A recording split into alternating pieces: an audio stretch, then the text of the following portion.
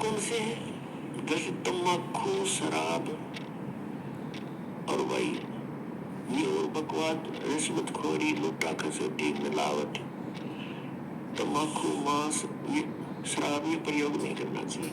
ये तो वैसे भी एक सभ्य पुरुष का वैसे भी आहार नहीं है।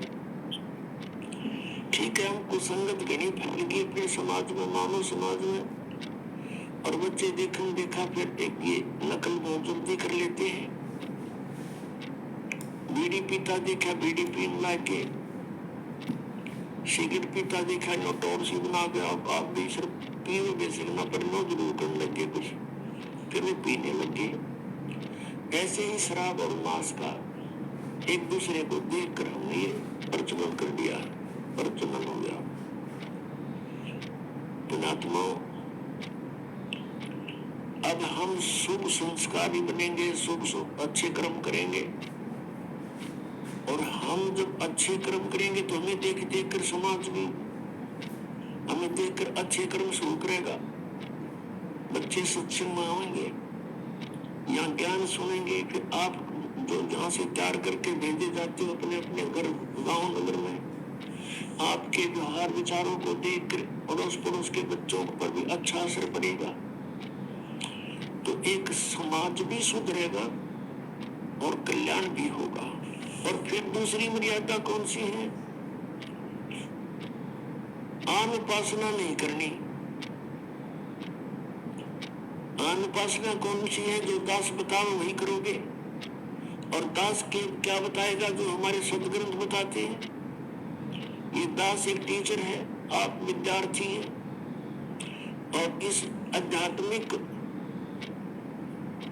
आध्यात्मिक मार्ग का जो सिलेबस है वो हमारे सदग्रंथ है, पवित्र चारों वेद, पवित्र श्रीमद् भगवद गीता और पवित्र सूक्ष्म वेद।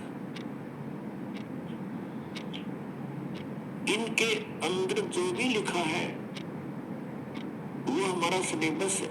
इसके बाहर कोई पढ़ाता है तो टीचर ठीक नहीं, वो शत्रु है विद्यार्थियों का।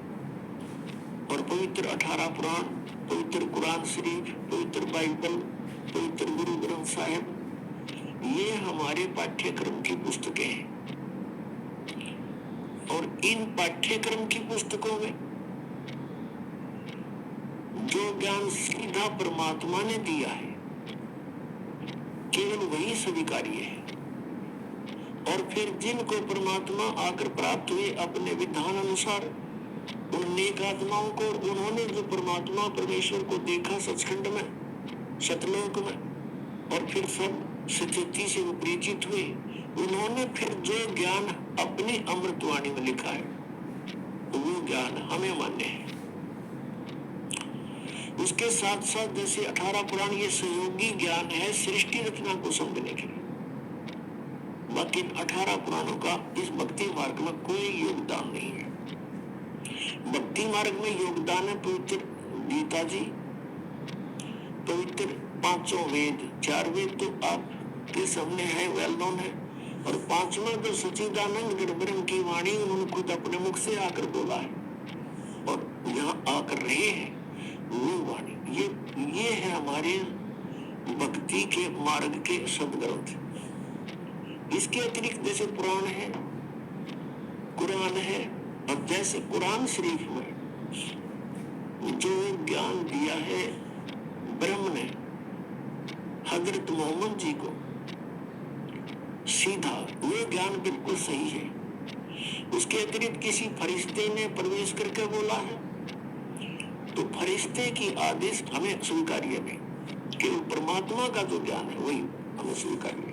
जैसे पुराणों के अंदर ब्रह्मा जी ने अपना अनुभव, कुछ वेदों का ज्ञान मिक्स और कुछ पूर्ण परमात्मा ने आके जो से डिस्कस की थी वो ज्ञान ले लिया थोड़ा सा, तो वो ज्ञान कंप्लीट ना स्वीकार किया कबीर परमेश्वर वाला। अपना अनुभव वेदों को जैसा उसने समझा वो ज्ञान मिला करके वेद पुराणों का ज्ञान सुना दिया। फिर ब्रह्मा जी से सुने हुए ज्ञान को फिर अन्य ऋषियों ने कुछ ब्रह्मा जी वाला ज्ञान, कुछ अपनी खिचड़ी बनाई और फिर आगे अलग पुराण की रचना कर दी। इस तरह ये 18 विभाग हो गए।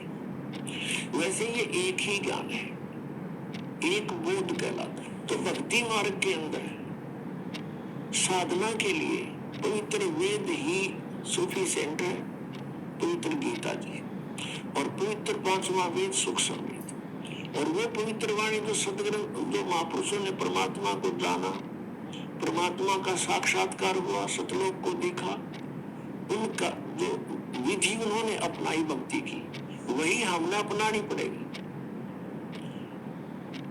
और तभी हम इस भक्ति मार्ग में सफल होंगे। वे ऑफ वर्शिप यानी पूजा की विधि हमने पुराणों से नहीं लेनी है,